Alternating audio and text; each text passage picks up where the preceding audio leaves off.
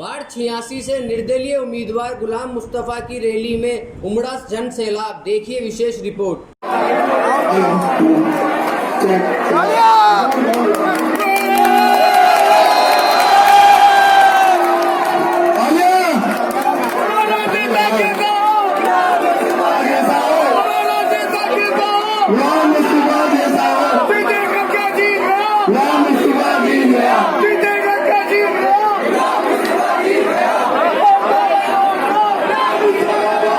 एक मिनट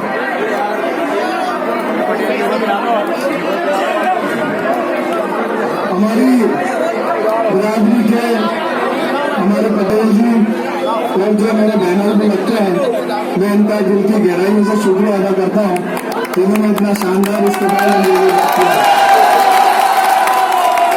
और इंशाल्लाह मुझे उम्मीद है कि 3 तारीख को दोबारा यहाँ बुला के हमारा स्वागत करें। तमाम बुजुर्ग नौजवान साथियों और जहां तक मेरी आवाज जा रही है, मेरी माँ और बहनों को मेरा सलाम, अस्सलाम वालेकुम वरहमतुल्लाहि वबरकातुहू। सबसे पहले तो मैं आप लोगों का शुक्रगुजार हूँ और कर्जदार हूँ। इस चुनाव में जो मोहब्बत और प्यार मुझे मोहल्ला मोमिनान के बुजुर्गों से, नौजवानों से और माँ बहनों से मिला है, इंशाअल्लाह मैं वादा करता हूँ कि 5 साल तक दिन रात खिदमत करके आपका कर्जा चुकाऊंगा इंशाअल्लाह। ये जो हजारों का मजमा है ना, ये तो साथ है, इससे डबल मजमा ऐसा भी है जो पीछे से काम कर रहा है। ये सच्चाई है।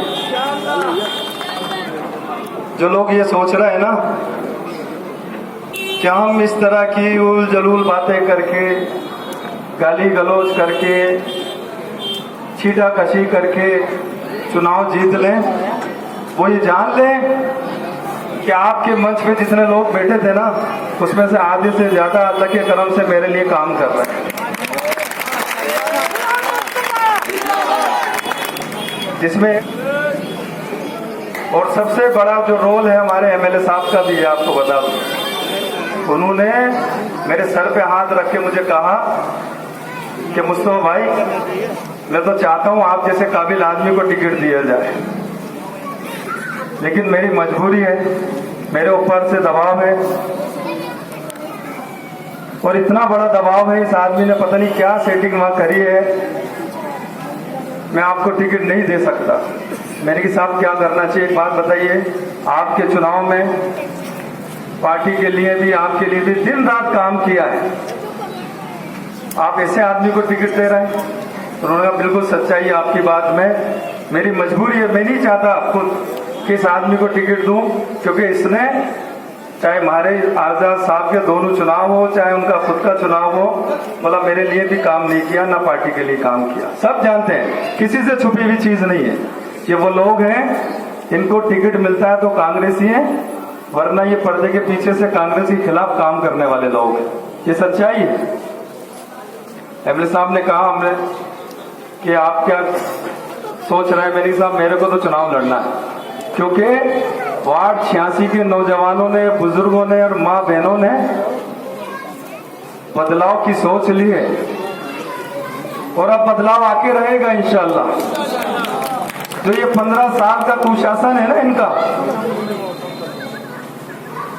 15 साल मुसलसल यहाँ पर ये पार्षद रहे, कभी इस वार्ड से, कभी बाबू के टीबे से और कभी ईदगाह से।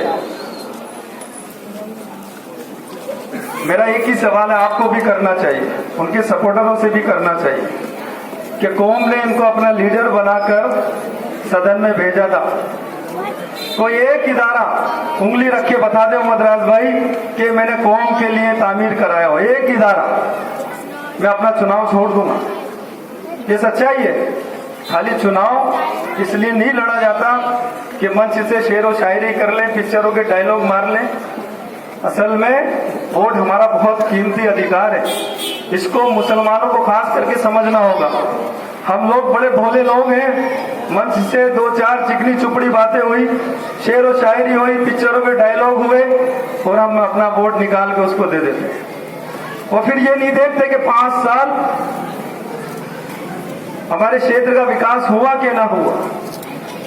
वो इस वार्ड से भी पार्षद रहे हैं, इस मोहल्ले से भी पार्षद रहे हैं और बड़े बड़े वादे मुझे ध्यान है इस दरगाह आदम शाह में बैठ के उन्होंने किए।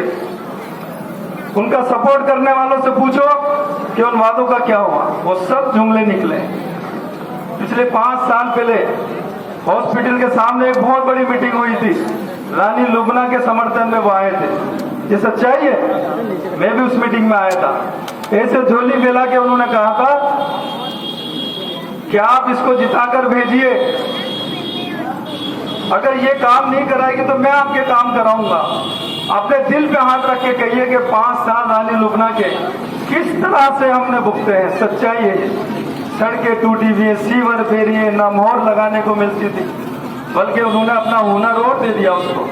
वो उन्हीं की चेली थी रानी लुबना, उन्हीं की लाई भी थी यहाँ पर। उन्होंने अपना हुनर और दे दिया उनको।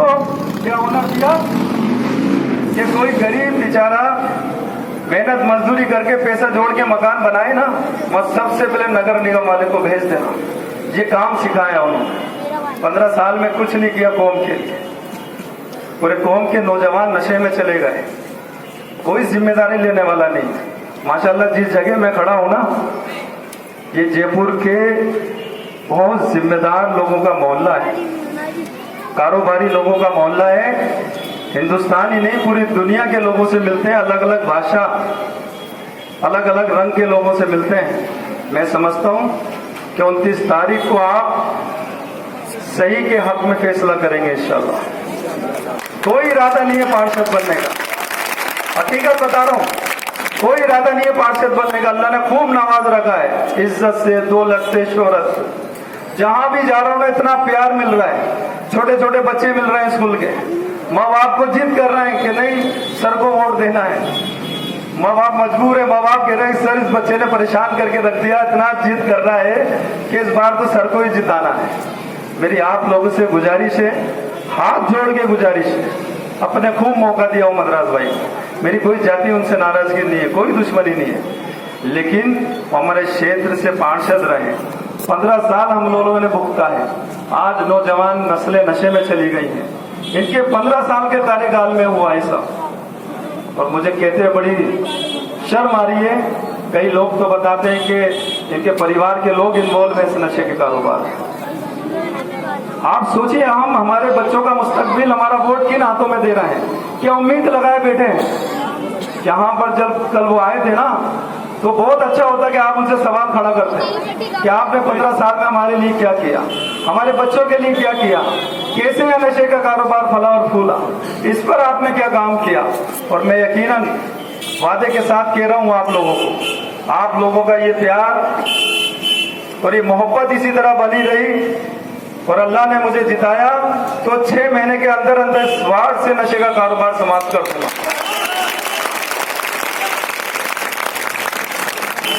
मैं 6 महीने में नशे का कारोबार समाप्त कर दूंगा। आप 29 तारीख को इन नशे के कारोबारियों को समाप्त कर दो।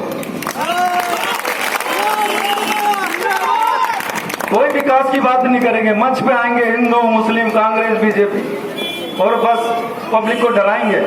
डराने के अलावा कुछ नहीं देखे जाते कि अगर तुमने इसको वोट दे दिया तो ये आ जाएगा। अरे ऐसा कुछ नहीं है। मुसलमान सिर्फ खुदा से डरता है, मुसलमान को डराने किसी को औकात नहीं है।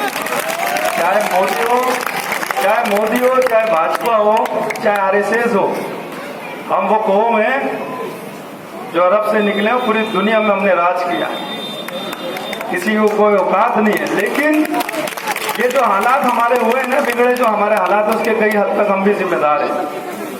हिंदुस्तान की आजादी के बाद जब चुनाव का सिस्टम आया डेमोक्रेसी का, तो हमने हमारा वोट गलत हाथों में दिया। हम भेड़ चाल की तरह चलते रहे। हमने कभी जिसको वोट दिया उससे सवाल तलब नहीं किया कि 5 साल आपने हमारे एरिया के लिए क्या किया, हमारी कौम के लिए क्या किया। मेरे को मालूम चला, मेरे कुछ भाई यहीं से बता रहे थे कि उन्होंने कहा साहब कि मैं भी नशे का कारोबार खत्म कर दूंगा। देखिए, इसे कहते हैं जब सामने वाला टक्कर का होता है ना, तो अच्छे अच्छों का रंग बदल जाता है।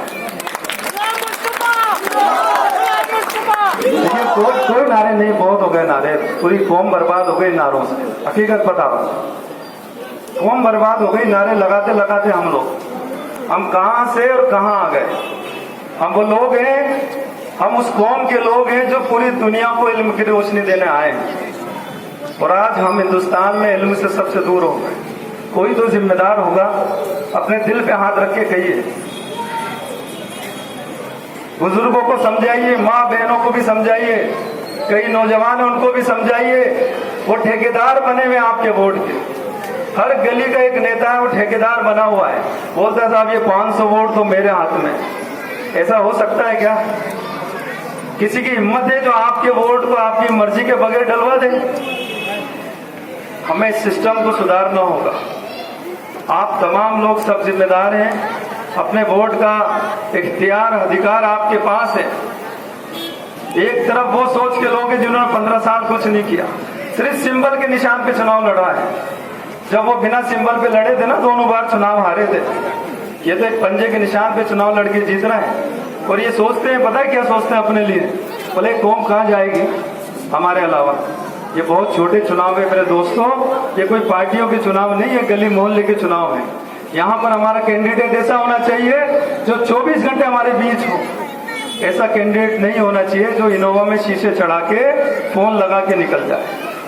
हमें इस चीज को समझना होगा।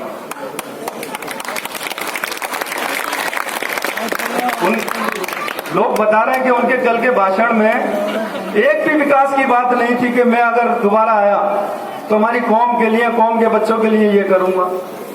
अल्लाह के करम से अभी पार्षद नहीं बना हूं, जीतूं या हारूं, आज क्लियर बात कह रहा हूं आपको। मैंने एक मेरा मैनिफेस्टो घोषणा पत्र जारी किया है, चाहे उसके लिए जान लड़ानी पड़े, वो तमाम योजनाएं इस वार्ड में लागू करूंगा इंशाल्लाह।